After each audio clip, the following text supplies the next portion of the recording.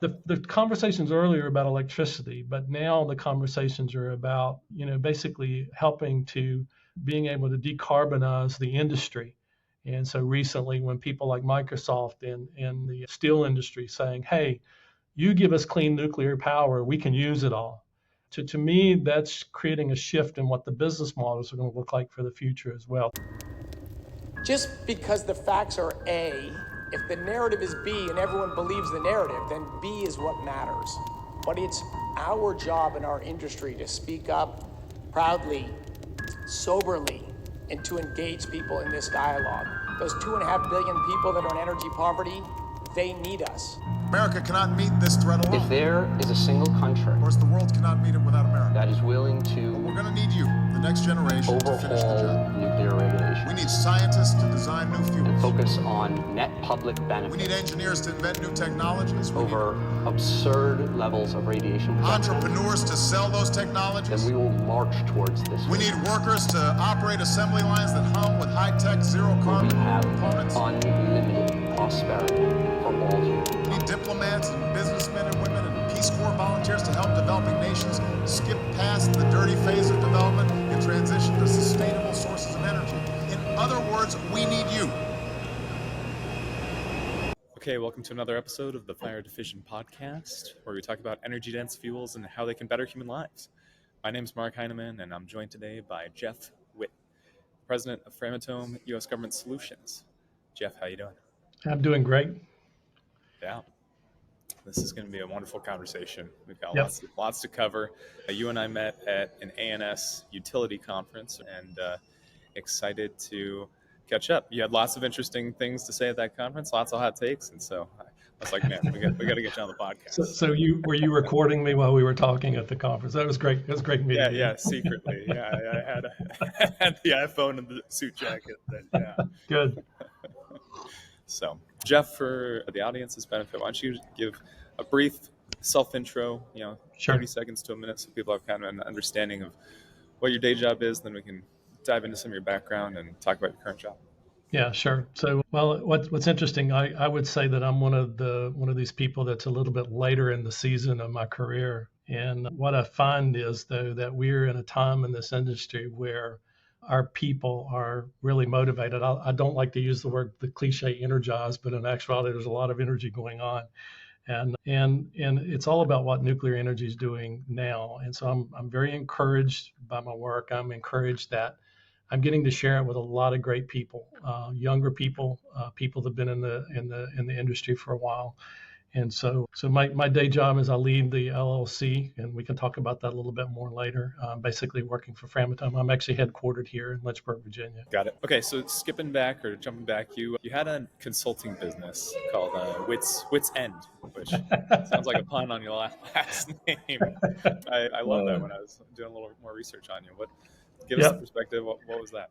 Yeah, so how about if I take you back in a story and tell you how I ended up there and give you a little bit of my history. I did not start in the nuclear industry. I actually started in the mobile emergency communications in manufacturing, and I was trained as a journeyman machinist. And so I became a fairly good tool and die maker and things like that. As a German machinist? A journeyman. A journeyman. I was journeyman machinist. Yeah. Basically, I graduated a state apprenticeship program, which and a tremendous opportunity for somebody that, young in the career. And so I ended up coming to the nuclear industry through the manufacturing channel. So I actually started there in the manufacturing route. I was in tooling engineering, then ended up being in supervision. And then I went back into telecom for a period of time, and I went back into the management side of telecom. And it was in that time that I developed some pretty interesting skills of deploying new cellular technology. I mean, we all love our cell phones, but I lived through what it was like to actually take it from an analog to a digital platform and ran that. And so during that period, as it kind of hit its heyday, the company that I was working for decided to basically that they had finished doing their part in the industry. And I still had customers that I'd work with that said, Jeff, we'd like for you to continue to work for us. And so I secured some IP rights to some 911 certification work that we had developed. and I actually went to work for customers, former customers, and started my own business. So what best to say? Wits end, So that's how I ended up in my own business. It was a great experience in that I was now working on projects that had very short life cycles, which is much different than the nuclear industry. So I found when I came back into the What would be a nuclear, regular life cycle? Like a a regular day, life a cycle week, could a month, be a year? life cycle in some of the projects we did could be 3 months to 12 months. So we would go into a region of the country and basically survey cell sites, create the specifications, change out the power systems, help the carrier be able to figure out what the equipment was, and then we had teams that would actually go in and we would cut over whole systems, and sometimes we would do that in 9 to 12 months. So you can imagine, Which is fast. which is From your unbelievably understanding. fast. But Yeah. you got to remember, back at the time, the demand for cellular technology was just growing. I mean, I was one of those guys that had original bag phone, right? I was so proud of myself. I could dial all these codes and spend 50 cents a minute to be able to call home, right? Um, the evolution of that, but it gave me a fresher perspective of how projects can actually be run. And so you can imagine when I came back when I came back when I came back here, I probably created some tension because I had a whole different life cycle mentality than what we classically had. Does that make sense? Absolutely. Yeah. Um, okay, so did you do that up until joining Ariva?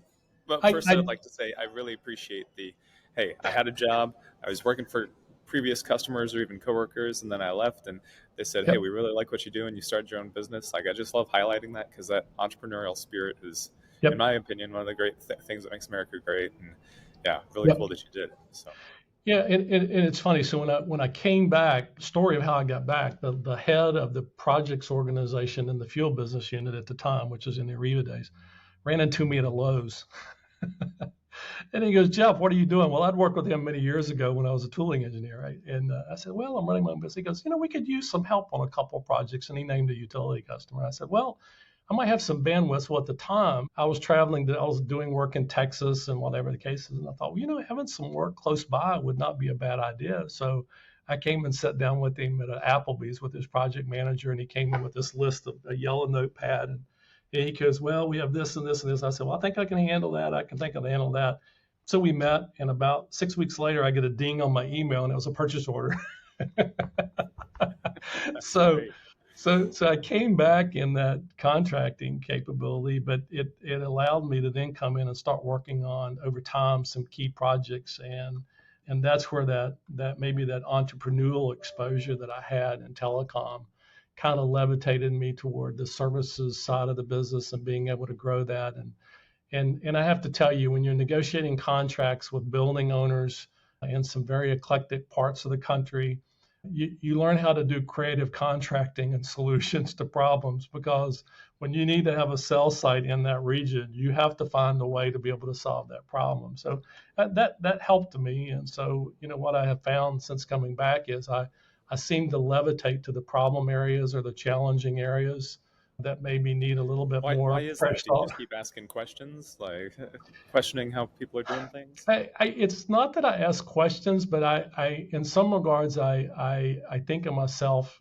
I don't mean this in a wrong way. I kind of think of myself as a futurist, in that I can look at situations and go, this could evolve here, or this could go here, and maybe we need to be thinking about this. So, for instance, one of the things that I do is I lead our advanced reactors engagements in North America, and part of that's growing a challenging area is the business. I'm sure we'll talk about that a little bit. But on one of my presentations, I have fusion on there, and I was asked, and I was making a presentation at Idaho earlier this year, and I was asked, why do you have fusion on that list? And I said, well, because I have an 18-year-old that's getting ready to go to college for mechanical engineering. And by the time he graduates in his mid-career, fusion is going to have its place in the energy mix. And I want to make sure that I'm doing everything that I can to make sure that he has a part of things like that in the future. So anyway, I'll give you my mindset. Thinking forward for America's youth. Yeah, Mm-hmm. that's great. Yeah. Yep. Okay, so you said several times come back. Does Yep. that mean coming back to like a Ariva? Yeah, I came back to Ariva at the time. I went into the commercial side of the fuel business. and that gave me an opportunity to then begin engaged. And I was one of the guys that helped with the ATF project when that came along with the government post And Fukushima. what was that? Sorry, the acronym. Accident tolerant fuel. Oh yeah, Sorry, yeah. it's assumption to everybody. I'll Not try my best to bad not on use tie rods. acronyms. Yeah. Yeah. Post Fukushima, when the industry come back and said, "Hey, literally, there's some things that we can learn here." So there was a program with the Department of Energy launched about accident tolerant fuel. So I was engaged in that and some other projects, and then and it was good. We came up with some creative things as a company, and now I think we're leading in that area. So Jeff, do you want to give a background on what Framatome does? And I mean, we've used this term Arriva and Framatome interchangeably, sure, and sure. we can maybe talk about how they transitioned. But yeah, just give us a brief perspective. Sure. So the Framatome family is really an international company that basically reaches out, basically have a global presence in what we're doing. We have, I think the last number I saw was about 18,000 employees globally, about 64 sites worldwide. Here in North America, we have about 3,000 employees over about a dozen sites. Our teams, so if you've met Craig Ranson, then he's probably talked to you about servicing the fleet. Those teams, as well as our field teams, they work over 6 million hours a year of safe work hours. So if that'll give you an idea, we probably have a portfolio of well over 100 reactors that we support over a mix over the years. And so we support the commercial fleet. Our customers are basically the commercial fleet in U.S. and Canada, PWRs, BWRs, and CANDUs. And I want to come back to that when we start talking advanced reactors, and I'll tell you the mix that I think this is creating for us. We also work with the Department of Energy and the national labs, the university. And a big part of what growing business is the work that we're doing with new reactor developers. So our business lines can be compartmentalized to maybe three main areas. The installed base really focuses on the existing fleet of reactors primarily, products, maintenance, service, infrastructure, parts, repairs, nuclear parts center. And our hallmark location is our technical training center here in Lynchburg, Virginia. That is a place where you can actually come in and you can see we actually have mock-ups of real world reactor environments. We have a pool that we can actually do BWR and PWR fuel handling, testing out equipment and whatever. We even have things like we have cybersecurity. We can do virtual reality. There's a great mix of innovation and whatever that we're doing to be able to bring solution to that fleet. The second part of that is our fuel division. And they're the ones that basically design, license, manufacture nuclear fuel. And I have a little bit of history, if I can go down a rabbit trail here for a second. Please do. When I was back in manufacturing for fuel, I was the tooling engineer for the first 17 by 17 fuel assembly that we built. So that's where my roots go back. 17 by 17. That's 17 pins by 17 pin array for a PWR, pressurized water reactor fuel assembly. And Okay. so I have a little bit. 14-foot long rods or tubes. Yeah. It's about 12 foot of active uranium height in those rods. So yeah. That team does licensing, manufacturing of fuel, core components, control rods, things like that. Our hallmark facility there is our Richland manufacturing facility in Richland, Washington.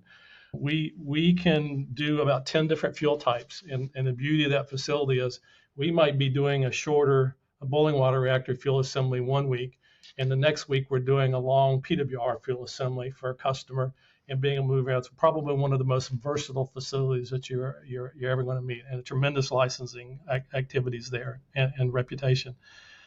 But that team also is working toward the future with new fuels and whatever, and I'm sure we'll talk about that a little bit. The third division is our instrumentation and controls. They're the ones that manufacture in-core detectors, instrumentations, things that actually do monitoring and control systems at those power plants. So that's kind of the three primary divisions of Framatome. Got it. Yep. Coming from the outside, again, I think most of the world doesn't recognize that a lot of nuclear fuel is a solid. When you actually manufacture it, right? Like you have to make metal tubes that you hold it in, and then how do you arrange the metal tubes, and the geometry has to be very specific for it to function correctly when it's in a reactor versus when you're like, well, fuel and every other form of energy generation is a liquid or a gas. I guess with the exception of like biomass, right? There Right, you can right, have right, wood or right. dung that is a solid, but like, this is very sophisticated. I wouldn't say overly complex, but that's perhaps just me being naive. But like the technology that the industry has developed and that you guys manufacture is really, it's cool in my opinion. It is unbelievable. It's precise. That's where I go back and I talk about those proud moments of building those first fuel systems because I learned a lot about that. A fuel pellet, a uranium fuel pellet, you load a whole stack of those inside of a fuel rod to a very tight tolerance. That fuel rod is basically evacuated and basically pressurized with an inert gas. It is hermetically sealed and it stays that way for its whole life. Yeah. And After which you is, guys get done assembling it, yeah, yeah, it's yeah. designed to stay that way forever, essentially. It's designed to stay that way forever. And if you sit down and look at the material sciences that have gone into the evolution of that fuel and how robust it is absolutely amazing to me. I mean, and I can tell you the rigor that goes into the manufacturing and the quality oversight and even the statistics and everything that was doing is pretty tremendous. To me, if I go back and think about my career evolution, being able to be a part of that environment early on gave me a lot of appreciation for the rigor. I sometimes when I came into telecom, when I came back into telecom, I had to learn to temper that level of being precise on things that did not need to be. But yeah, it's a tremendous quality in the industry. Yeah.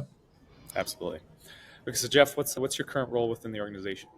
Yeah, so I am currently the president of Framatome U.S. Government Solutions Limited Liability Corporation. We are a wholly owned subsidiary of Framatome Inc. in North America. Our team basically coordinates and works across all of that Framatome family that we talked about before. We help deliver those solutions, those products, that engineering, that support to the needs of the U.S. government and U.S. government entities. That's our primary mission in the LLC. We help with things like the accident tolerant fuel program. We deploy teams to the national labs and support their critical mission there. Like at the Advanced Test Reactor, we were part of that ATR restart. The National Institute of Standards, we have done work there, Argonne, Pacific Northwest, and whatever. We also, though, bridge over, and you can understand the diversity of this, we also bridge over and work with the university programs for the USDOE NE. It's the NEOP programs where we come alongside where universities can do early stage R&D or development and whatever, where we bring our expertise to bear, working with university teams and being able to help with the challenges of materials, systems, new technology development, or whatever the case is. So we kind of provide some leadership for that. And then we also Is that lead the like efforts. a Go ahead. I'm curious on the university piece. Is that like a Yep. pro bono thing that you guys do, or you get contracted with the We government to help we out with we that, we or do we do call share into that. We actually do call share for some things. We okay, come alongside the way the programs. Sometimes we come in and we do it at our own cost as our contribution. Sometimes we have some cost reimbursement that goes with okay? that. And But that's it like universities that have nuclear reactors on campus they're doing research on radioactive materials. It's those kind of departments, right? Yeah, it's those kind of projects, but they don't have to have a reactor. Some of them it can be material sciences and so forth that Right. we're coming alongside. We might like, and then we might work with other small businesses that are developing things like silicon carbide or whatever the case is, where we teamed it up with the university and try to help solve some fundamental science or some issues that need to be done. And it's good because it's great experience for the university talent, but it's also a good blending of us being able to bring expertise in and being able to work with them too. It's a good synergy with the universities, and which we enjoy doing. So, where does the name Framatome come from, and why the rebrand from Arriva to Framatome? I call it Back to the Future. It's there was a time where in Ariba was basically a fully consolidated. It's Framatome has its origin in the Franco-American cooperation. That's where it has its genesis in. We found ourselves as Ariba, which was basically a full spectrum company, everything from mining and enrichment to fuel to servicing to the back end of the cycle and even So, building of fully plants. integrated nuclear fuel It was a manufacturer, fully like integrated. yeah, Ariba was a fully vertically integrated integrated. company. Yeah, Okay, yeah, yeah. yeah. And then the decision was made due to some economic things and stuff that happened. The decision was made to actually do a reseparation. And so you basically had a restructuring of the Riva family where one group went off in Orono, and they basically have all of the front end and all the back end type stuff. Primarily, that's where their expertise is. So in that case, you basically realign your talent and your stuff around primary expertise. We, on the other hand, By front end, you mean conversion of yeah, yeah, uranium oxide to uranium hexafluoride. yeah, And all the way through to the point we take the uranium hexafluoride at our manufacturing facilities, and then we turn it into a powder and then into pellets. So that's where we pick it up at, and then we do all the fuel manufacturing and then servicing of the existing fleet or whatever. So it was an interesting transition because you have to go through a division of responsibilities as you do that. And what's interesting out of that, my team, the genesis of the team that I'm with now, actually came out of that because at the time we had everything consolidated. We realized that inside of Framatome, we needed a government group, a government services group, to be able to maintain that connection with the DOE and the U.S. government interests. So that was the genesis of how our team actually got formed. And I came into that. I came back into this group about a year or more after that division happened. And what's interesting is that I found myself in our CEO's office on a conversation about the future. You always wonder how those conversations go, right? and at the time, I because I've been working with advanced fuels and stuff, I was becoming very visionary or very interested in where new reactor technologies were going. And so out of that conversation was a request to lead the government group and provide leadership for where we're going to go in advanced reactors. And I remember the conversation at the time. I said to him, I said, Gary, I'm not sure that I know much about advanced reactors, and he goes, Jeff, you know business and you know fuel, you will figure it out. So I said, can I have 2 weeks to think about it, right? And anyway, I need to do a little homework. Yeah, I had to do a little There's bit of one way to homework. this. Yeah, I needed to go ask some questions. I was fairly well versed, but not being more primarily on the fuel side of the business and then being business focused outside and coming back and getting onto that reactor side of the business, that was going to be a stretch for me. But the rationale was to put both of those what I call initiatives together under one leader, because we clearly understood very early on that for new nuclear to be introduced into the market, it had to have a strong government support component. And as we've seen has played out, that's exactly how it did. So about 3 months into that job, we commissioned a white paper internally where we began to look at all the different reactor. And at the time, I want to say it was like 75 different designs and companies and whatever. Wow. And we began to do an analysis of both what the DOE was doing and then basically what we saw. And we started doing our own assessment of, okay, so let's talk about what success would look like. How strong is this company for the long term? Because if you've been in nuclear, it's not a short-term proposition. Okay, just from the fuel days, that the life cycle of introducing a new fuel product can be 10 years. Okay, so we looked at the companies, we looked at the fuel design, and then we looked at the reactor designs, and out of that we created a kind of what I call a viability assessment. We begin to paint a picture, and it's funny, about every year our teams get together and we do our crystal ball. We sit down and say, what has changed, what looks like. But out of that, we begin to develop the forefront of what makes sense for us. What are we really good at as a company? At the time, we have a very good high temperature gas reactor team here in Framatome. We know how to manage large projects. There's a lot of things we're really good at. So we begin to put a plan in place, but we run that out of the same leadership structure for the future. So it is quite the fun experience, I'll have to say that.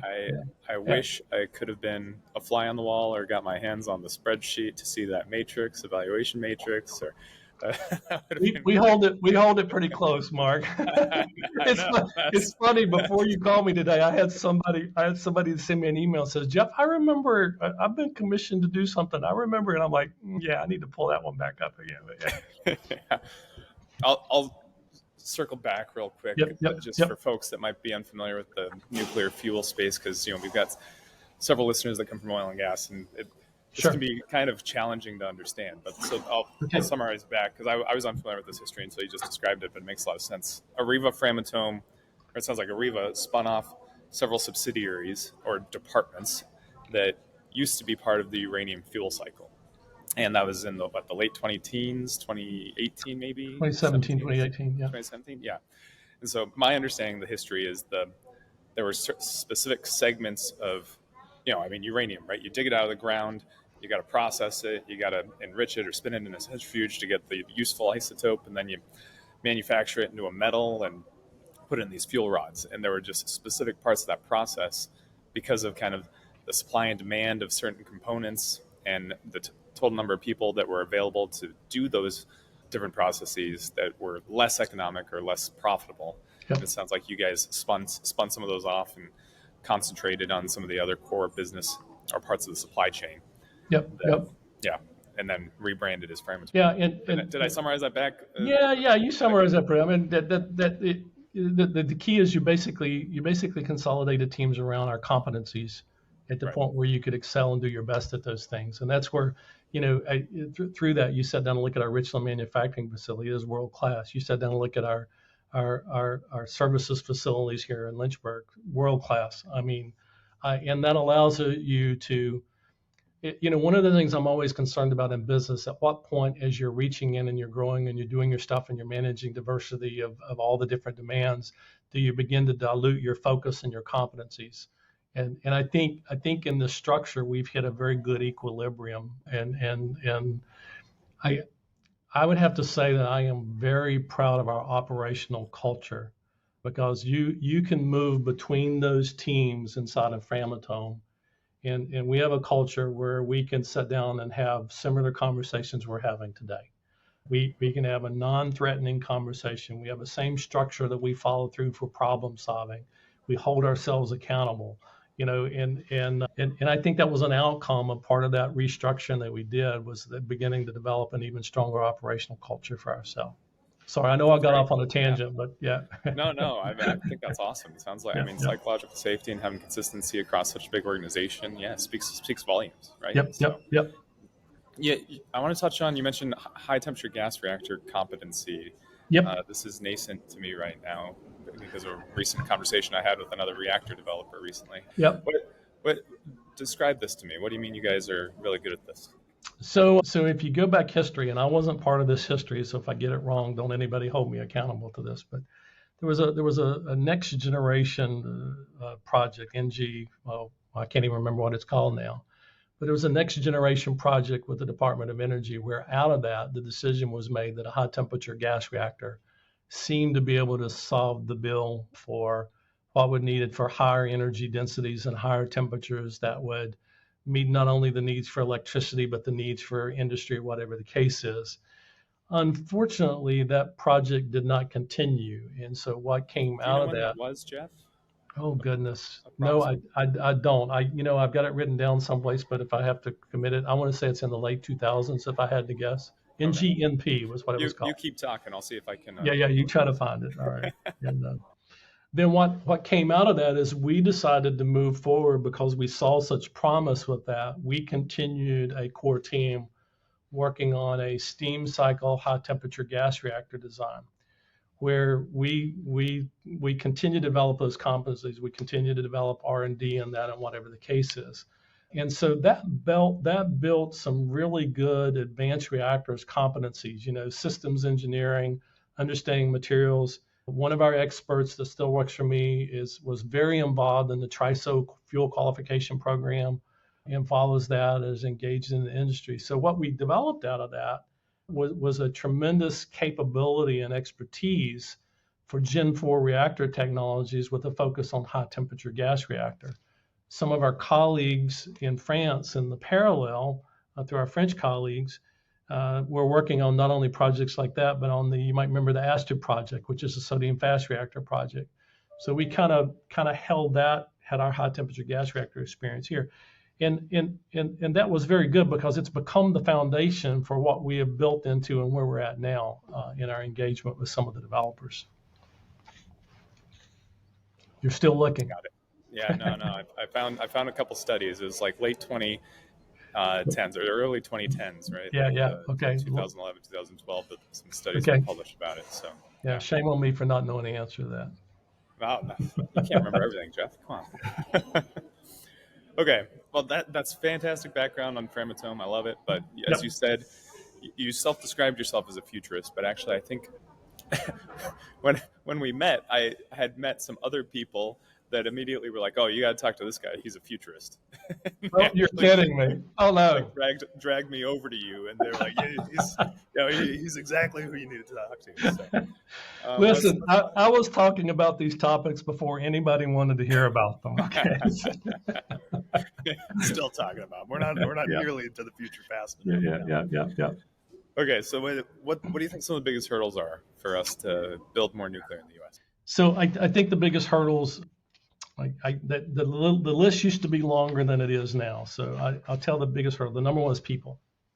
I don't mean that in a negative way, but we have people, type of people. We need a tremendous need for more talent. It's not that we don't have the talent, but the workload in this industry to be able to address everything that we need to do to bring in new technology, we just don't have the depth of the pool. And the problem is it is an unbelievable competition. I mean, if you talk to some of the other developers, some of the other companies, you're going to hear a similar thing. When I'd first gotten into this about 3 or 4 years ago, I was at one of the USNIC conferences, and I was talking about advanced fuels at the time. But this was one of the sub themes of the topic, and I remember asking the question in the panel. So, how many of you in this room are actively recruiting people from someone else in this room? Right? And about half the hands go up, and to me that was an indication is that we had an emerging problem that was coming, and that is we don't have a deep enough talent pool to us to address all we're doing. Think about what has happened. So let me give you some context. When we did that study that I told you that we did, we sat down and looked at the market. We estimated at the time on the top projects maybe about $1.3 billion of investment was going into those. In our crystal ball review that we just did recently, 1.3 billion. 1.3 billion. Yeah. And what we did here recently, we just looked at the top dozen or so projects that are going on right now. That number is close to 20 billion. Okay. Between governments. So is that investment in new nuclear technology? That's investment in new nuclear, commitments in new nuclear. That's the Department of Energy, RDP programs, private investors, or whatever the case is. It's kind of a rough metric. But if you sit down and look at that in just those few years' time, what we've seen in the demand to be able, we now have high temperature gas, sodium fast, pebble bed, light water reactor, pressurized water reactor, SMRs, boiling water reactor, molten salt, and it is such a mix and such a diversity. It is our talent is probably the biggest challenge. Now we are very fortunate here at Framatome is we have some tremendous people that are very diverse. And we're attracting more people that are coming in, and our growth trajectory for what we need is hundreds of people. And fortunately for us, we're making good progress in that. The second challenge is I kind of got chastised over this in a meeting a couple of years ago, but it's the supply chain in general. If you sit down and think about the potential demand that we're creating out of that $20 billion worth of work, and you sit down and look at the supply chain's ability to be able to deliver major components and high SALEU fuel and all of those different things. We have an initial demand, what I call the first of a kind curve, where we need to get the initial designs out. But then, as we know in the nuclear cycle, is you need to do some proving, right, and some operational experience and whatever. And so what happens is you don't have the nth of a kind. You don't have the N+1 reactor orders in place. And so it makes it very hard to make a speculative investment on a COM where you don't have the order books for it. And that's one of the biggest challenges that we're doing. I am convinced. I was talking at a panel back in the early summer, and I pulled up a global manufacturing graph and just basically worldwide, and I basically said, we know how to build stuff. Okay, worldwide, we know how to build stuff. We have the talent to be able to do that, but we're in this unique thing where we have an emerging demand, but we have these hills and valleys that we've got to navigate. So I think supply chain. The third one that's still challenging, I think, is the regulatory approvals. It is, you have a very I have a good person I consider to be a good friend that used to be in the Department of Energy, went to the USNRC, and I remember after he went into that job, I went and sat down with him one time, and we were just talking about all the different developers that are visiting them, and it kind of hit me. If you're the regulator, you have people coming in wanting to talk to you about this design, this big one, this small one, this technology. We want to do remote operation. So what we've created is a very diverse need for regulatory reviews that I think is and the NRC and industry are working their way through that. But I think the regulatory approvals is probably one of those long poles in the tent, so to speak. So. Can we just get rid of it and just not have to do it? Like No, just no, no, cross no, that no, one no, off the no. list? No, it's funny. It's funny when I was at an ANS. I was at an ANS meeting very early on during the accident tolerant fuel days, and what we learned is as we went through, started looking at these advancements in the fuel development, we realized that we could probably increase the enrichments, increase the burn up, increase the benefit from fuel being able to do that. But I remember in that panel I said, before I make any comments, let me make one thing clear. In nothing that we're going to talk about today am I suggesting we make any compromises on safety. Right? I'll push back, Jeff.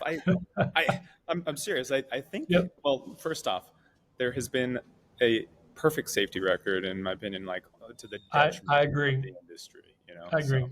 I agree. I can hound on that a lot, and it's stifled innovation and has caused a lot of, I'll say, indirect safety incidents in other energy generation industry sectors of the industry. Right.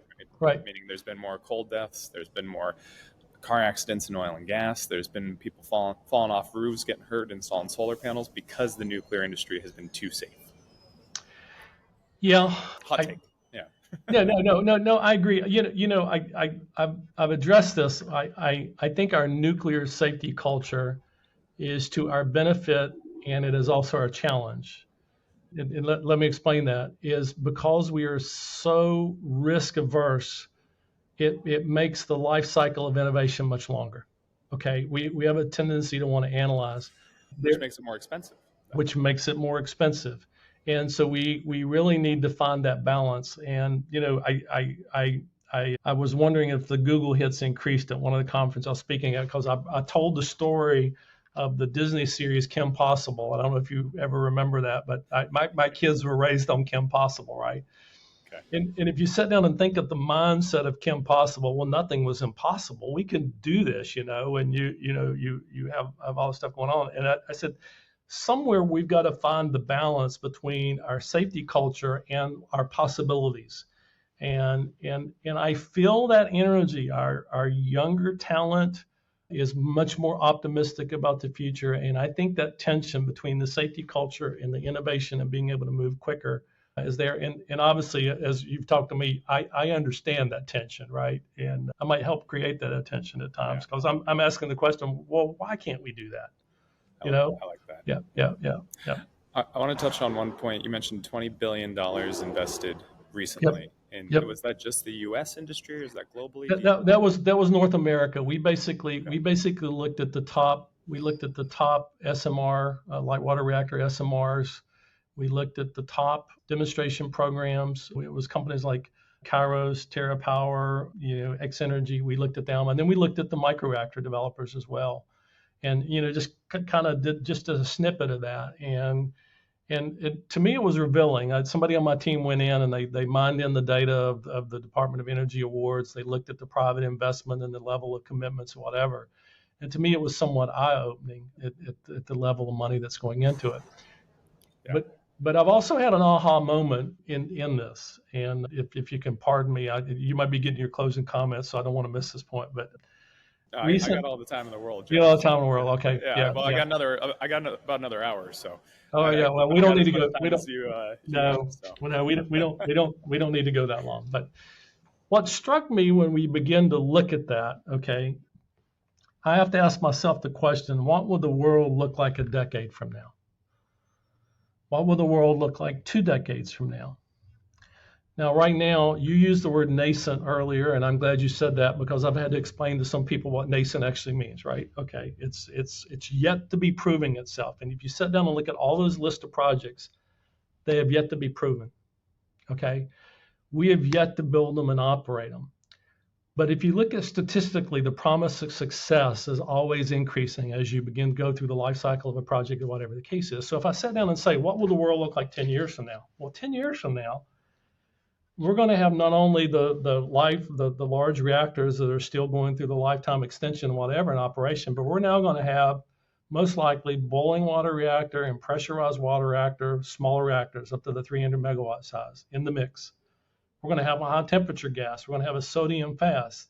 We're going to have micro reactors of different fuel types and whatever the case is. So if I sit down and look 10 years from now, we're going to be in the proving period of multiple technologies. And then 20 years from now, as they burgeon, that nascent market will become much more defined.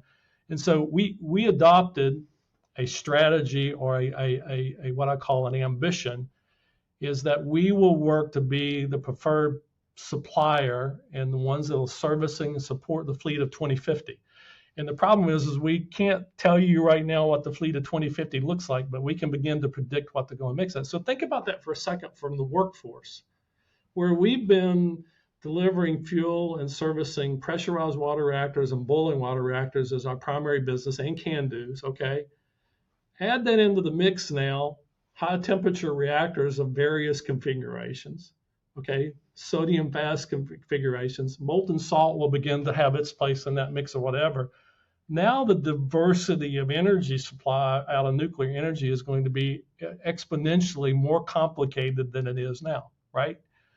That to me is the challenge ahead of us, but it's the one that I think if we embrace it now, we can shape it and we can help it to be successful and we can help it to be good. So anyway, that was one of my aha moments that I share with our employees here recently. Yeah. I think that's excellent. It's just so correct, and I'll provide perhaps some validation for you. You mentioned $20 billion invested in North America. That jives with a recent number that I saw that there was an estimate that we've been investing about $40 billion globally Yep. in the nuclear industry. About half of that's in China Yep. alone, which kind of makes sense with your guys' estimate of 20 billion. Yep. In 2022, the world invested $638 billion in the oil and gas industry. Wow.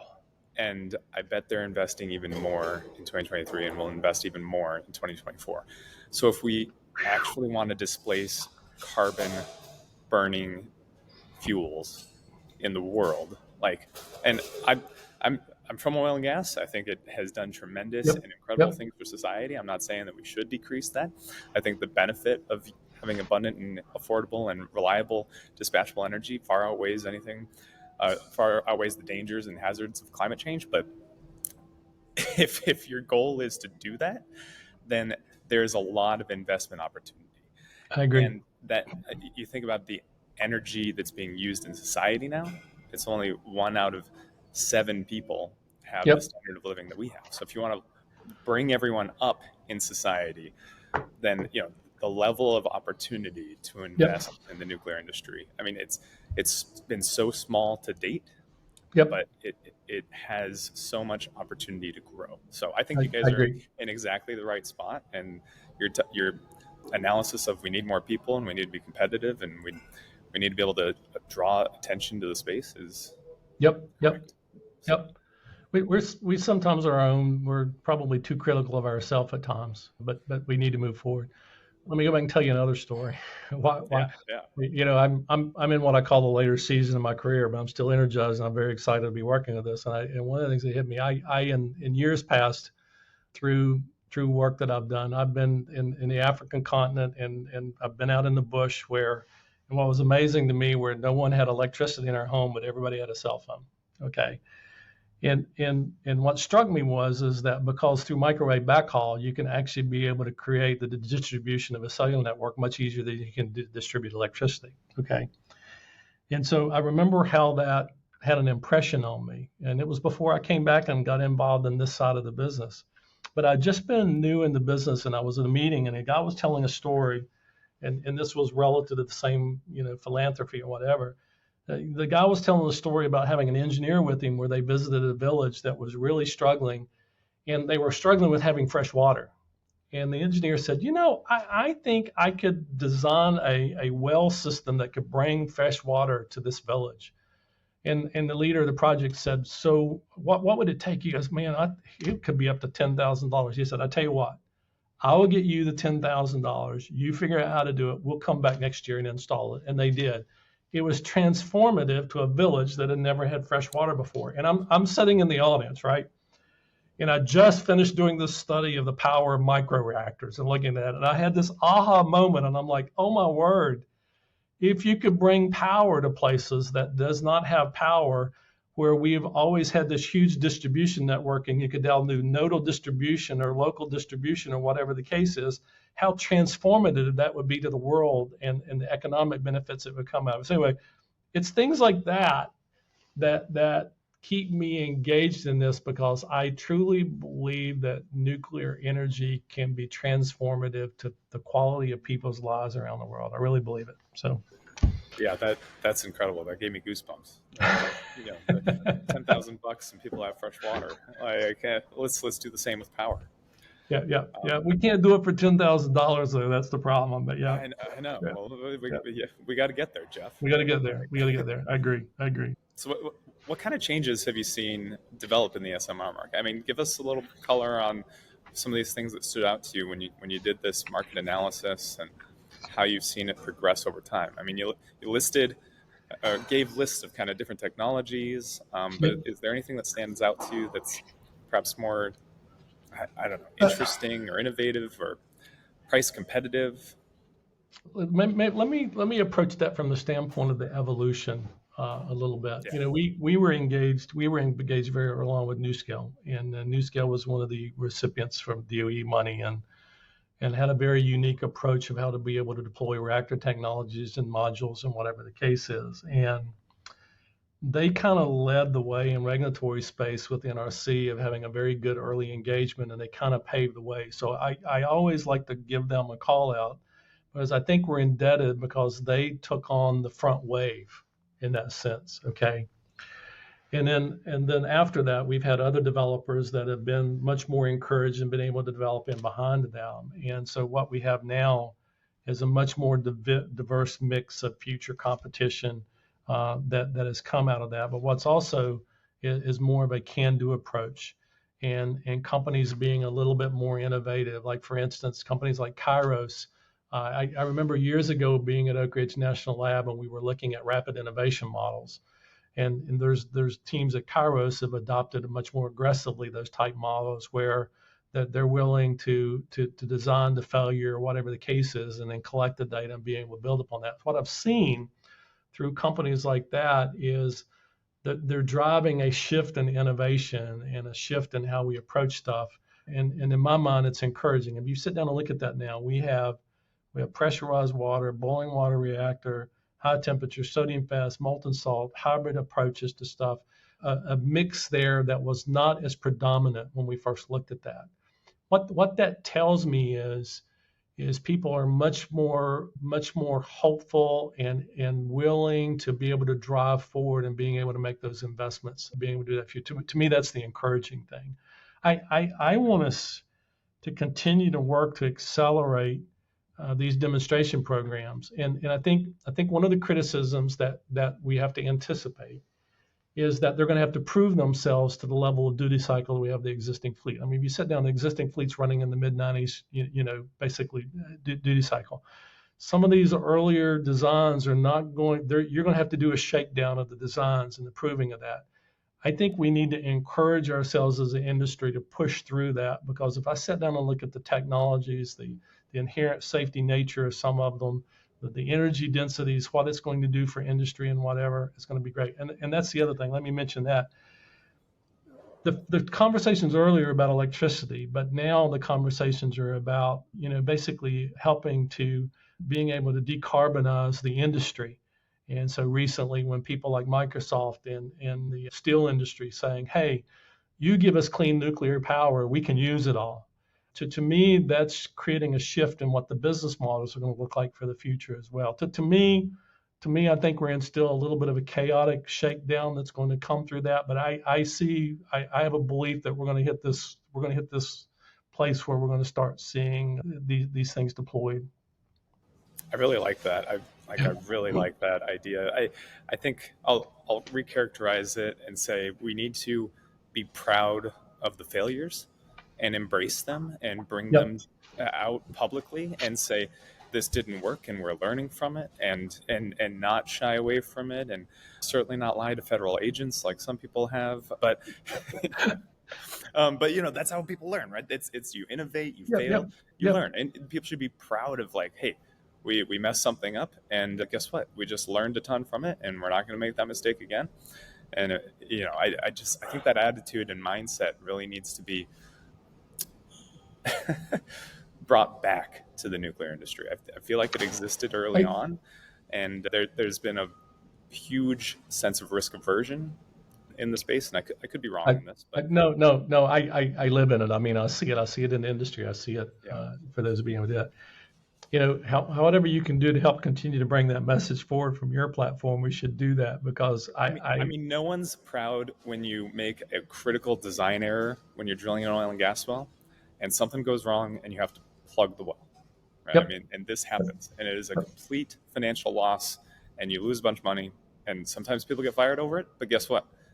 More often, people learn, they own it, and they say, we're not going to make that mistake again. We add a line to the procedure. We use a different technology, and you move on, you grow. So Yeah. I think people need to be confident and allowed to fail in the space. So I like that. I like that. I like that. You get a lot more done. So you're talking about allowed to fail. You didn't ask me about things that I'm proud of or ashamed of in the past. So when I went back into telecom, I had a failure that I learned a lot from. I remember I thought I understood what the cellular equipment was, and I remember going to a warehouse and setting up a delivery, and I delivered an empty frame to a cell site instead of a frame that had radios. exactly, Yeah. yeah, I can tell classic. you that was a learning experience for me that I never forgot. It was embarrassing at the time, but it drove a different level of attentiveness in an area that I was unfamiliar with, and it caused me to seek advice where maybe I was a little naive at the time. So I think we have to embrace those things. Yep. I like that. Yep. So Jeff, what motivates you at this point in your career? I think you talked a little bit about it, but I don't know if you have a specific answer, a story, or things that you're jazzed about Um, moving forward. two things motivate me. It's interesting. I've had this conversation with a couple people here in the last few months. I am motivated by the people that I get to work with, and so let me give you the context of that. When we first started looking at how are we going to engage in advanced reactor space, and we sat down and looked, we realized that we were dealing with things that were so new and unique that we needed to make sure that we stayed fresh and being able to look at it. So we pulled together a diverse group of people from the different business disciplines. But for the most part, they were some of the younger people. They were the ones that were still developing in their leadership or were very eager. And so having the opportunity to pull them together early as we're trying to shape what our future. We didn't even have this ambition of being the services provider of 2050 already defined at the time, right? But to let them to go through that with that, and what I found is there is a tremendous workforce and group of people that I am privileged to be able to work with. And they are fresh. They challenge each other. If you were to come into some of our team meetings and hear the conversations, they pick on each other. They kind of challenge the thought process. But being able to be a part of those leaders, I said it this way: by the time these new reactors are a fleet, I'm late enough in my career. I'm going to be from the outside looking in, just being a beneficiary of the power. But they're going to be the ones that's leading that new entity. So to me, I feel like having the opportunity to work with some of those talent, and you know, sometimes I'm probably too opinionated with them and share too many of my life stories or whatever. But in some regards, I want to if I can pour in life experiences or be a part of them being a sounding board, being a part of that future, that's what motivates me. And we have a tremendous culture at Framatome that creates an environment for that. So that is the number one thing that keeps me excited. The second thing is I feel like I'm helping or being part of the leadership for the future. And what I mean for that is I am very hopeful that we're going to see this advanced reactors and the teaming with the government and whatever being able. I look forward to the challenge of a diverse energy mix in the future. Okay, and being able to maybe just have one small part of that or one voice in that's keeping me energized. I recently said if I don't feel like that I'm making a contribution in those two areas, it's probably time for me to look at, you know, plans to spend a little bit more time, you know, going up to the lake or whatever. But those are the two things that really energize me: is our people and what I believe is a possibility for the future. Awesome. Yep. Yeah, it sounds like they you enjoy teaching them, but you're also open-minded enough still and forward-thinking that it sounds like you potentially learn from them also. I do learn from them. Right. They challenge me. They don't always tell me everything they say about me behind my back, but that's okay. Yeah. I love working with them. I really do. Okay. Well, we talked about some of the biggest hurdles. We talked about some. Well, I don't know that we actually answered this question explicitly, but Okay. what do you think is the most impactful step that we can take to build more nuclear ASAP? So let's go back to what we talked about not penalizing ourselves and maybe look at it. I'm certain the pragmatical side of me. We Yeah. have a tendency sometimes to try to solve the big problem. And I remember very early in my career, they used to bring in a psychologist that interview us, and I wonder why in the world am I having to sit down with a shrink, right? And I am wired to try to see the enormity of the big problem, and so it would create anxiety and overwhelm me. And I remember the learning that you solve a problem by biting it off one bite at a time, right? You eat an elephant one bite at a time, I think was what was said. I think for us, I think the impact that we can make is take incremental steps sooner than later. Have the faith to be able to take steps towards something that is directionally in the right direction without the full understanding of that you're going to have to trust that the process and the people and the contributions are going to solve problems that we have yet to define or seem over or insurmountable to us. So take those incremental steps. Don't let all the design boundaries, but take a very stepped approach, learn, review from it, give yourself, I think you said earlier, permission to be able to fail and learn from those things so in my mind, don't become so paralyzed with the big picture that it keeps us from taking the steps forward, right? You know, somebody asked me this: what can you do? What can working with Framatome, what you can do? And I said, well, you know, I am very proud of who we are. We're very good at industrializing things. We're very good at servicing things. And sometimes we have a tendency in working is to try to solve the big problem. But maybe the best thing to do is, let's say this is what we want to solve. I don't know if you can see me on the screen. Let's say we want to solve, but let's go contract together and go solve the first step. Let's go to establish a working relationship together. And let's get to the point that we have a better understanding between our teams of what the problems really are. Because I've learned that over the years, people come into something, they have a perceived notion of what the problem is. Once you get into the details, it's always defined a little bit different than what everybody thinks it is. Let's start taking those incremental steps together. And over time, we'll build confidence in being able to build a supply chain of services infrastructure, the things that we need to do to then be able to mature to where the industry goes together. That's awesome. Yep. So, Jeff, if people want to get a hold of you or if they want to learn more, where can they find more information? And is there anything else that you'd like to promote? Yeah, so they can always go to our Framatome website, framatome.com, the Framatome in general. You can always go to Framatome U.S. Government Solutions. Just do a search on that, and it should get you to the right place. There, you can reach out to us and be able to do that. The other thing is if you want to know more about what we do, if you go to the Framatome website, there's a link called Solutions, and you can go to a solutions portfolio, and you can go in and search on keywords, and we've worked really hard to basically make information available for people to be able to see what we're doing. I think my closing thoughts is let's understand that people are our future. Let's be very proud of diverse thought processes. Let's continue to promote an open culture where we can talk about how we're operationally improving ourselves, and let's look at the value that each contributors. I'm finding this is when you bring a broad mix of people in together and they are energized around a common purpose, you always get better answers. And so, my encouragement, I think that's who we are in our teams, but my encouragement for us in the industry, let's continue to embrace the power of our people. I love that. That's a great place to leave it. So, Yep. Jeff Whitt, thanks so much for the time.